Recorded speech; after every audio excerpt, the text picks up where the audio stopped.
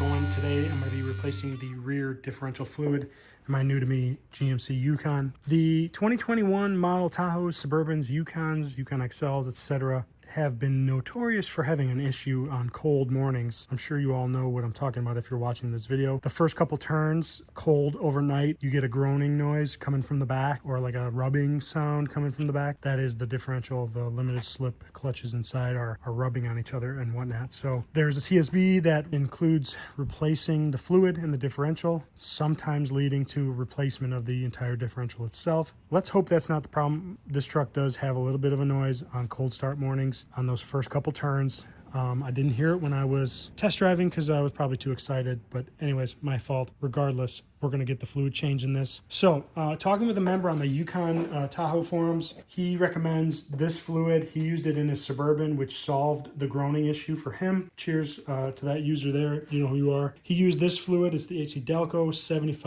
75W85. That's the part number for it right there. I'll post part numbers and links to these in the description box below so you can find them yourself. He also used this AC Delco limited slip lubricant additive. There's the part number for that. He also used one more fluid, which I don't have yet, but I should have it in the next couple minutes from Amazon.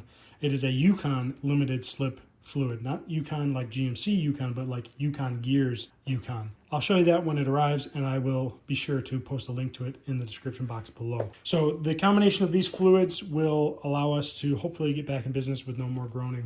The capacity on the rear diff is like 1.6.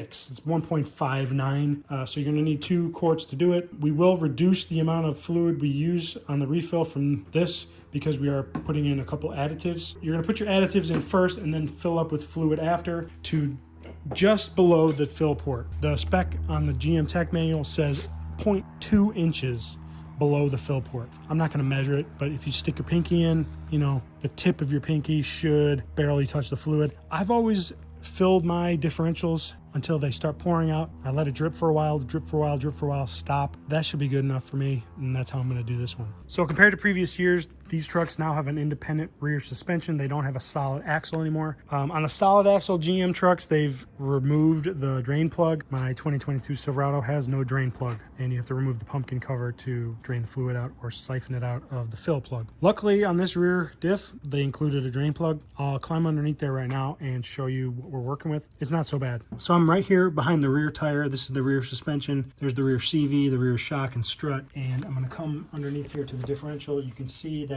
plug right there with the orange paint on it. That's the fill plug. The drain plug is this guy right here. So they're relatively easy to get to. It's just a little tight here with this cross member here, but you can get a wrench up in there to loosen that, but you're gonna have to use a pump to get the fluid in. It should drain relatively easy. Always open the fill plugs before you open the drain plugs, just to make sure you can actually get fluid back into the differential. So to loosen these plugs, all you need is the end of a 3/8 ratchet. You don't need any special socket or anything. It's just a ratchet square. So yeah, that's it. Let's drain the fluid.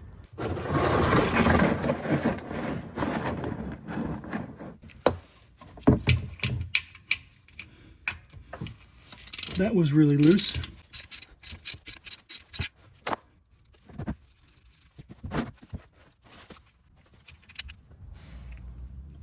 There's the fill plug. That one wasn't very tight either.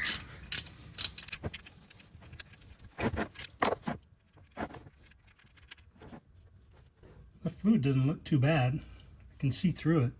It does have a magnet, it looks like, on the tip with a little bit of material on it. Let's look at it a little closer. All right, so that Yukon fluid just showed up. That's that right there. I'll post a link to this in the description box below. And here's the drain plug. It's got some stuff on it. It has a magnet, as you can see. Yeah, it's got a bunch of crap on it, but for 63,000 miles, probably never been changed. It's probably about right. So I got both the plugs filled up. They appear to be identical. They both have a magnet. They both have the gasket. They appear to have the same thread.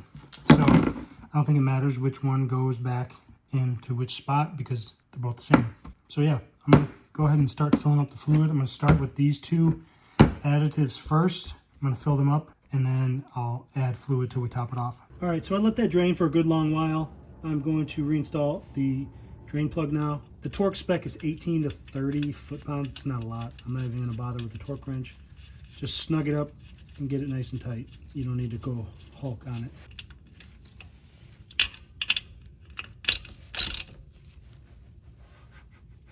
I'm going to call that tight.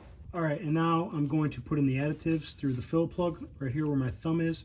I've got my pump standing by, which is just a manual pump. As best I can pump in the fluid. I'm going to give both of these bottles a little bit of shake before I pump them in. Here goes the Yukon fluid.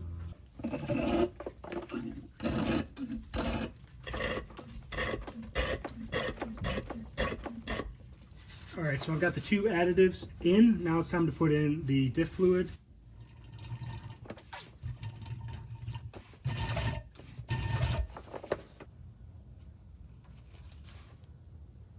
All right, so the fluid is just dripping out of the fill plug, just barely. You can see the couple drips there coming out.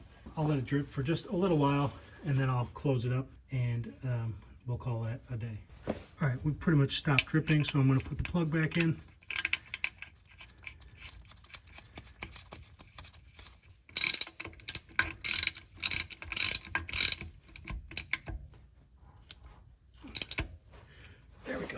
All right, guys, they got that fluid all wrapped up, tightened up.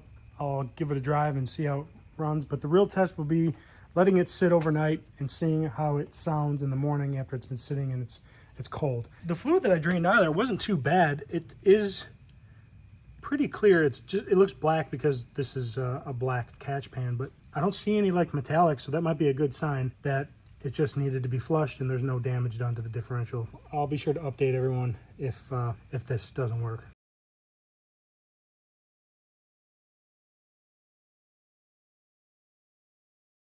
Anyways, if you like this video, give it a thumbs up. Love it if you subscribe. Stay tuned for new videos. We'll see you next time. Later.